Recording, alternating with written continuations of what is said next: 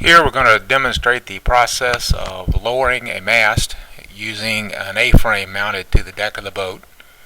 The process is described pretty well at the Catalina27.org site, where you can download a JPEG file that describes all of the materials that you're going to need. The bolts, the 2x4s, the line that you're going to need. So we won't really go through that process, since that's easy to assemble in advance, which you'll definitely need to do. We made a couple of what I would consider minor changes to the instructions that Gary Rosso had put together in that document. He calls for two 16-foot and two 4-foot 2x4s, but since we had a hard time finding 16-foot 2x4s and would have had a problem transporting them, I decided just to get 4 10-foot 2x4s, and they seem to work fine. The only change I would make would be, after having done it, would be nicer to have the A-frame just a little bit taller. So if I were to do it again, I would probably get two 12-foot 2x4s and then two 10-foot 2x4s to make the A-frame with. That will put the apex of the A-frame up a little bit higher and make it less likely to get in the way of the fiddle block that's at the top. The other change that we made over the instructions was to use a block and tackle with an additional block down at the bottom and a fiddle block at the top to give us an additional mechanical advantage. My wife was going to be the one handling the mast, so I wanted to make sure that we had enough leverage so it wouldn't pull it out of her hands. The mast itself is not very heavy. It probably only weighs about 75 pounds or so, but it's definitely something that you don't want falling from any significant height at all.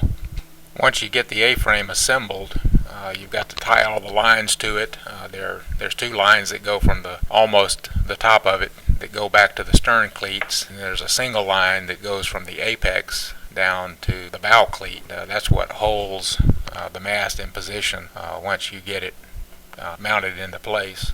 Before we started, we went on the boat and removed the Dodger, got it out of the way, got the boom off with the mainsail, and removed the forestay and the backstay, and also the uppers. We took them off, so that basically the only thing holding the mast up at this point is the 4 lower shrouds. And we went ahead and loosened the turnbuckles on the lower shroud so that when we got ready to lift the mast off, we wouldn't have too much trouble loosening them up and pulling the pins out and freeing it up.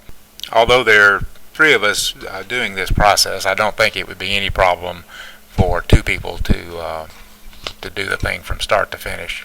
Once you've got the A-frame assembled and on the boat, you raise it into position using the aft lines on the A-frame and just pull it up into position where it's tight up against the mast. Then you have to cleat off the aft lines there to the stern cleats and cleat off the single forward line to the bow cleat, and that pretty much secures the A-frame in position. Then what you have to do is make a noose with a long tail on it to slide up the mast, and what you want to do is slide it up to the center of balance, the point where the mast would be balanced, and that's about a foot above the top of the topping lift, if you have a topping lift, or about a foot below the spreaders. It doesn't really matter that you get it exactly at the point of balance, except that if you have too much weight on one end or the other, the mast is going to want to either pull up out of your hands or come down the other way. But like I said, the mast is not all that heavy to begin with, so it's not 100% critical that you get the noose right at the center of balance. You use the block and tackle to raise the noose up the mast to the center of balance point on the mast, and then you cleat off the long tail to one of the mast cleats, and that keeps the noose from rising any farther up the mast when you lift it. Once you get the noose secured in place and securely cleated, you have to have somebody hold the line, because your next step is to go ahead and take off the four lower stays on the mast. And once you've done that, the only thing holding up the mast at this point is the A-frame. So you have to make sure you've got somebody holding the lifting line, or cleat it off to something secure so the mast doesn't fall at this point. And once the four lowers are removed, you're basically ready to go ahead and lift the mast up. We lifted it up and placed it on a short section of 4x4 post, and that allows you to get up underneath the base of the mast and unplug the mast wire. And then once you've unplugged the mast wire, you're ready to go ahead and raise the mast up. You need one person holding the base of the mast, leads it forward to the bow as one or two other people lower the line and lower the mast down. One thing you have to watch out for when the mast is coming down is that the spreaders will tend to get hung up on the aft support to the A-frame. So the bow guy needs to twist the mast 90 degrees so that the spreaders will clear the aft support lines.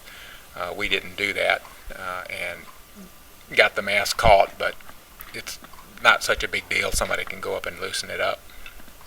Once the mast is down, you'll probably want to reposition it so that it's resting across the pulpit, and put some supports underneath it around the companionway to support it in the middle, and then you're pretty much done.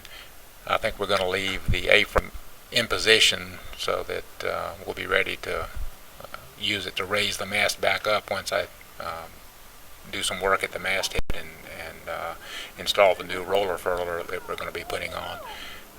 If you wanted to take the mast off the boat to work on it, you'd probably want to take the A-frame off before you remove the mast, but either way, it's not such a big deal.